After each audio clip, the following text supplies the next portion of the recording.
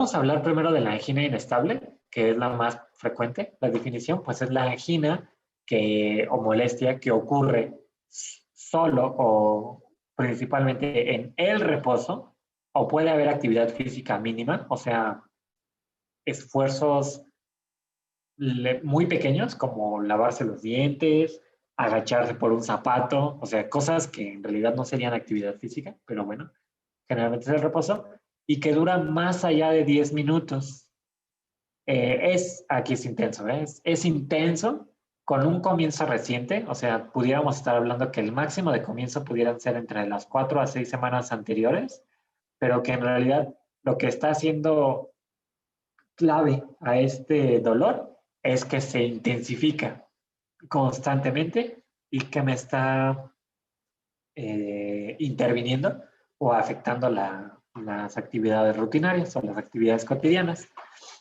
Puede ser de reciente comienzo, o sea, aquí tenemos otras clasificaciones, o sea, una angina inestable de reciente comienzo, un dolor que puede ser en cualquier clase funcional, que dura menos de 20 minutos, pero que tiene 3 meses de evolución, o un dolor de una angina inestable progresiva, en el cual aumenta la frecuencia cardíaca, aumenta la intensidad, la clase funcional aumenta, la duración del dolor, este dolor característico precordial, como lo veíamos en las clases pasadas, un dolor torácico precordial con una duración más allá de 10 minutos, con una evolución de 3 meses y que es menos frecuente. O un dolor angina inestable post-infarto, que aparece dentro de las 24 horas de un infarto previo, o hasta los 30 días posteriores a un infarto. Es decir, tenemos desde el primero hasta los primeros 30 días de que ocurrió un infarto para que ocurra otro infarto, o bueno, más bien otro dolor tipo angina inestable post-infarto, pero básicamente lo que nos está reflejando es que hay inestabilidad y riesgo clínico, o sea, que la placa o lo que haya ocasionado el primer infarto no se corrigió y hay riesgo de que ocurra un segundo evento. Para este tipo de angina, entonces, justamente como la acabamos de hablar, la clasificación que se toma es la clasificación de Bertolazzi, que básicamente es esto, ¿no? Angina de reciente comienzo, progresiva, y la angina post-infarto, que es básicamente lo que acabamos de hablar.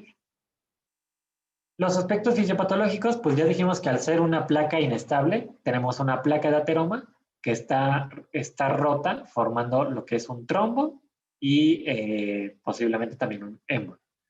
Suele ser causada por una disminución del aporte de oxígeno, porque entonces a mayor formación, a mayor oclusión del vaso, menor aporte de oxígeno. También tiene que ver con las necesidades del corazón y del cuerpo, o ambas también, y bueno, que se añada esta placa de ateromatosa o aterosclerótica. Generalmente se habla que cuando ocurre una angina inestable, el 70% de los segmentos arteriales se disecan, es decir, noten aquí cómo la placa ateromatosa se va extendiendo y entonces lo que me va ocasionando es provocar la separación entre la túnica íntima y la túnica media. A esto le llamamos disecar, o sea, separar. Y esto lo que me va favoreciendo es que se vaya extendiendo la disminución del vaso sanguíneo. Todo esto también me puede favorecer la fisura o úlcera de la placa ateromatosa, a la activación de la inflamación, por lo tanto, aumento de la fibrina, el dímero D, el plasminógeno, fibrinopéptido, o sea, básicamente estoy favoreciendo la activación de proteínas que lo que van a hacer es formar un coágulo, un trombo. Entonces, por eso hablamos de un estado hipercoagulable con disminución de la actividad fibrinolítica. A esto me refiero con formar coágulos y disminuir el efecto contrario, o sea, disminuir la actividad que me destruye a los coágulos. Y con esto aseguro que el coágulo que se forme, en teoría, tenga estabilidad, pero al mismo tiempo esté bien formado, bien formado. Todo esto, entonces, ya dijimos que tiene que ver con la rotura de la placa, la obstrucción dinámica, o sea, que poco a poco vaya creciendo y este trombo vaya avanzando hacia un lugar a un vaso de menor calibre, La obstrucción mecánica, ya decíamos que generalmente va asociada a vasoconstricción, secundario a actividad física o alguna emoción, o secundario a un aumento de las necesidades de oxígeno y pues disminución del aporte de este. Ahora vamos con las manifestaciones. Ustedes ya saben que el típico dolor, que ya lo veíamos en dolor torácico, el típico dolor que me habla de cardiopatía isquémica es cuando el paciente adopta esta posición, ¿cierto? Una posición en la cual el paciente se lleva la mano al pecho, refiere un dolor precordial, o sea, detrás del esternón, un dolor de tipo opresivo, como si lo apretaran, de intensidad fuerte, intensidad 9, 10 de 10, ya dijimos, entonces, bueno, antigüedad es de un inicio súbito, localización ya dijimos, intensidad 9 de 10, 10 de 10, característica de tipo opresivo, irradiación que se va hacia lo que es la región del brazo izquierdo, aquí ya se trabó esto, el brazo izquierdo o hacia la región del hombro y del cuello, incluso puede extenderse hasta la mandíbula. Hacia la parte inferior también puede extenderse hacia lo que es el epigastrio. Entonces, justamente viendo esta imagen, notamos como todos los sitios a donde puede irradiarse, perdón, el dolor de origen cardíaco. Incluso puede ser al hombro derecho, pero esto es menos común. O al menos no en cualquier paciente. En pacientes diabéticos sí. Listo. Y que se asocia a síntomas como disnea, dificultad para respirar, molestias epigástricas, aumento de la frecuencia cardíaca, aumento de la sudoración, sensación de muerte súbita, disminución de la presión arterial. Entonces, todos esos serían datos que nos hablarían de cardiopatía isquémica. ¿Todos bien hasta aquí? Sí, doctor. Sí, profe. Sí. ¿Cuál es el sexo en el que ocurre frecuentemente la cardiopatía isquémica? En hombres. Masculino. Masculino, por lo menos, sobre todo comparado con mujeres de la misma edad, porque a partir de la menopausia el riesgo es igual. Entonces puede ocurrir tanto en mujeres como en hombres. Para este tipo de angina también podríamos utilizar la clasificación de Bramwell, en el cual más bien esta me ayuda a clasificar la gravedad de la angina, es decir, si es una angina grave acelerada, o sea que es reciente, pero que no hay dolor en reposo. Cuando hay una angina en reposo, pero no dentro de las últimas 48 horas, pero sí en el último mes, o la angina de reposo en las últimas 48 horas. Esto nos está hablando más que nada sobre la gravedad y cronicidad. O sea, si el dolor o el problema ya tiene tiempo o si es de inicio súbito, o sea, una complicación básicamente. El infarto agudo del miocardio pues sería el siguiente paso, es decir, primero inició la angina inestable y todo esto desemboca en lo que es el infarto agudo del miocardio. El infarto entonces como tal, la definición es la muerte del tejido muscular cardíaco a causa de una isquemia. Básicamente estoy hablando de qué palabra.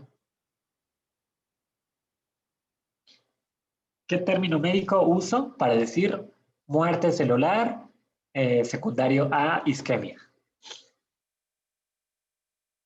Necrosis. Necrosis, exactamente. Necrosis cardíaca. Los factores de riesgo para desarrollar cardiopatía isquémica tipo infarto agudo del miocardio, pues son los que ya hablamos, aterosclerosis, pero además que se sumen eventos que agudicen, que compliquen el primer evento, es decir, hipertensión arterial. La presión alta favorece la ruptura de la placa. El tabaquismo favorece la inestabilidad de las placas de ateroma.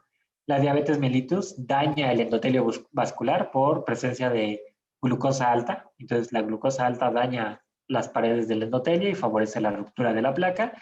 Y finalmente, pues la dislipidemia, ¿no? Entre más colesterol guarde, más grande es la placa y más inestable puede ser. Ya mencionábamos hace ratito entonces que tenemos un infarto tipo transmural o subendocárdico. Generalmente el transmural afecta a una sola arteria y al afectar a una sola arteria pues me está dañando dicho de otra manera, como una arteria de gran calibre. Y de estas se están desprendiendo las siguientes. Entonces vean cómo al afectar a la principal, pues daño toda la pared muscular irrigada por las arterias transmurales, a los capilares, etc. Abarca el grosor total del tabique, bueno, de la pared ventricular, pero en este caso también puede extenderse a todo el tabique interventricular y generalmente está asociada a aterosclerosis coronaria, pero a un cambio agudo en la placa, es decir, que la placa era tan grande que de repente se rompe y se termina de ocluir el vaso de gran calibre, o sea, una trombosis superpuesta. Mientras que por otro lado, el infarto agudo al miocardio tipo subendocárdico habla de una afección de más de una arteria, es decir, algún trombo que tape el nacimiento de varias arterias, y entonces se mueren arterias muy pequeñas, pero distales, y entonces se muere una gran parte interna, pero de diferentes áreas. La área de necrosis se limita generalmente al tercio interno, por eso es que la llamamos infarto subendocárdico, en la parte más interna de la pared ventricular. Generalmente la rotura de la placa es la causa del infarto subendocárdico y entonces se forma el trombo y en ese momento se dañan varias arterias. Generalmente la forma de sospechar en esto es una hipotensión intensa, prolongada y una estenosis que no necesariamente es significativa. O sea que más bien pueden haber incluso émbolos que se hayan ido a diferentes arterias de menor calibre también. Esto es lo que está pasando, ya lo hemos hablado varias veces.